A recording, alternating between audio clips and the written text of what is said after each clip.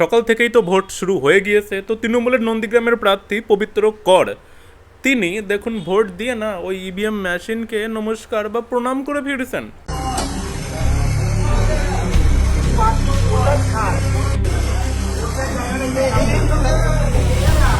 না মানে একবার ভাবুন, যে রাজনৈতিক দলের নেতারা জীবনে কোনোদিন ইভিএমকে নিয়ে দুটো ভালো কথা বললো না, তারা আজ ঠেলায় পড়ে ইভিএমকে প্রণাম করে আসছে।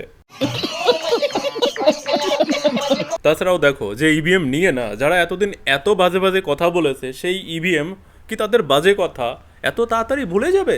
নিশ্চয়ই ভুলে যাবে না। এবার ইভিএম এদেরকে ভালোই শিক্ষা দিয়ে দেবে। আর হ্যাঁ, এখনও যারা ফলো করেননি করে নিন, কারণ ভোট শুরু হয়ে গিয়েছে সকাল থেকে। বিভিন্ন জায়গা বিভিন্ন রকমের ঘটনাও ঘটতে শুরু হয়ে গিয়েছে সকাল থেকেই, এবং কেন্দ্র বাহিনীও ঠিকঠাকভাবে খেলতে শুরু করে দিয়েছে সকাল থেকেই। তো আপনারা ফলো করে রাখুন, আমিও সারাদিন আপনাদেরকে আপডেটগুলো দিতে থাকবো।